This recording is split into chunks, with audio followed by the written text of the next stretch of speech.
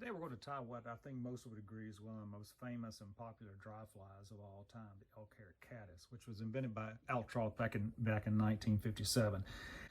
And there are a number of recipes out there for the elk hair caddis, but today we're going to do what I like to call a quick and easy version of it. It does sacrifice a little bit of durability from some of the other recipes that employ wire in the hackle and things like that, but it's really quick and easy to tie, and I haven't noticed that much difference in the durability of the fly. And the hook I'm using today is a Firehole Sticks number 419, which is their barbless dry fly hook. And I like it particularly because it has a 2x wide gape, which I think helps with hookup somewhat. And I began by starting my thread about the middle of the hook shank, and I'm using UTC 70 denier thread in tan, but you can certainly use brown or whatever other matching color you like. And I snip my thread off, and I like to mark the front of my body with my thread wraps, a trick I learned from one of Kelly Gallup's videos. So I want to leave a gap of about a hook eye and a half, I guess.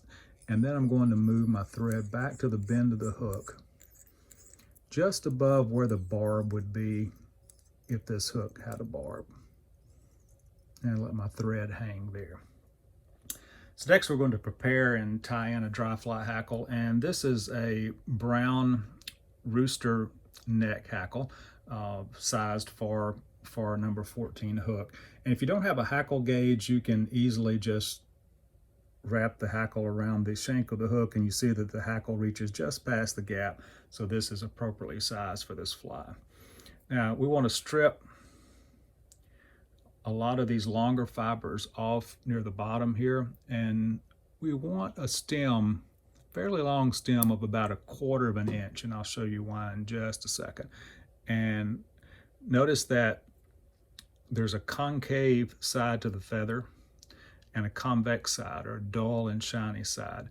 I want to tie this in with the dull side, or the concave side of the feather facing toward me.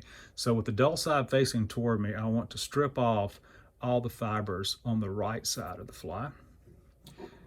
And this will help us in wrapping the hackle later. And then I want to trim the others close with scissors. And this leaves these tiny barbs, which helps secure the tie-in. And we want to tie it in just by that tip, and notice that I have quite a bit of that stem left showing here. And that will be important later on when we begin to wrap our hackle. Now at this point I like to tug on it a little bit because we really don't want it to come loose, and kind of kink that feather stem forward a little bit, so that will help later in our wrapping.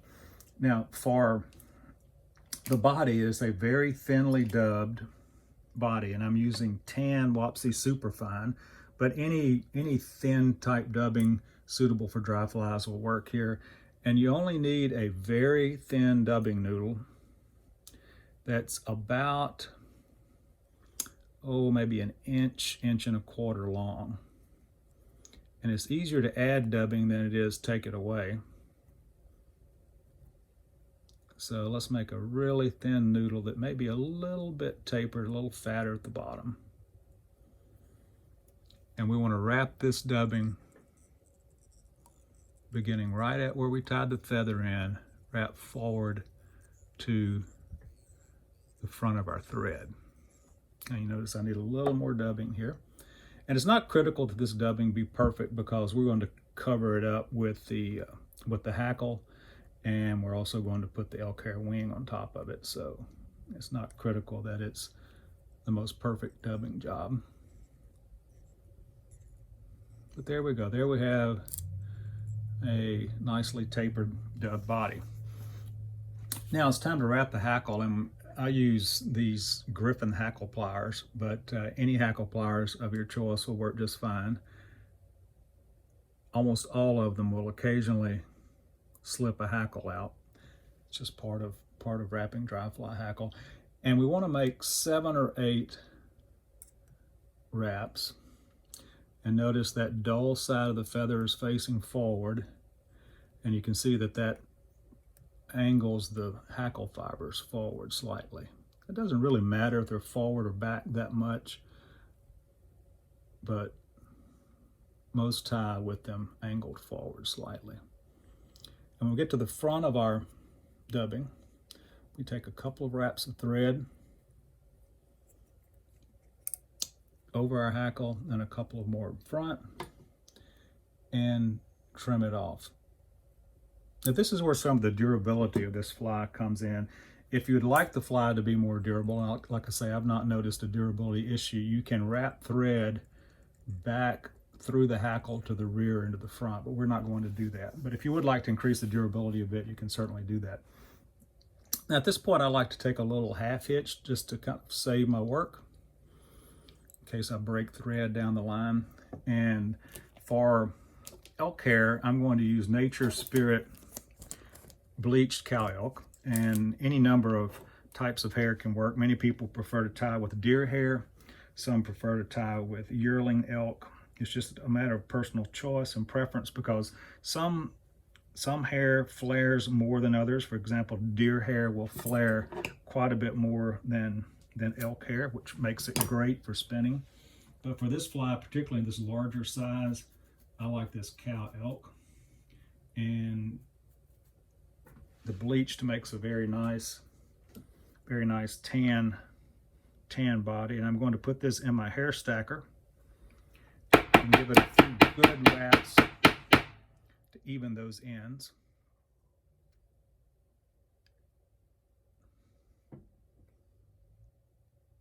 And pull it out of the hair stacker.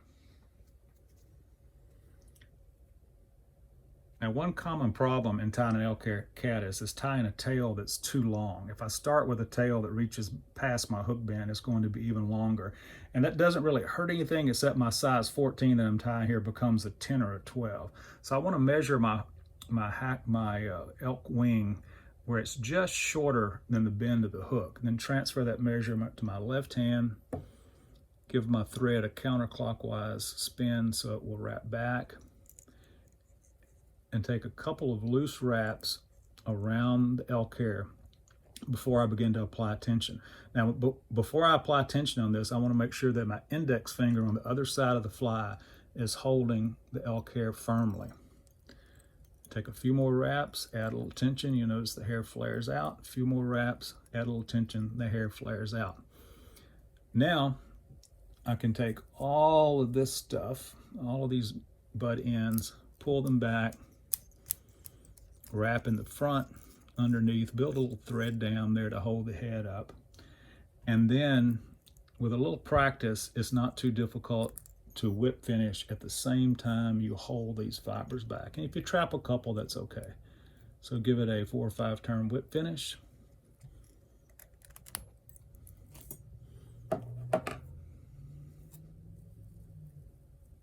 And my thread broke right at the end, but I got my whip finish in. Then we pull these fibers up, these butt ends up, get as many of them as we can in our hand, and trim them off to make a nice head on our fly. And then trim any errant fibers that you have here. And there we have it, an elk hair caddis. Now this fly can certainly use a little head cement to keep the hair from spinning on the hook shank. So I add a little on the bottom to kind of lock that in, and a little bit in this groove on top.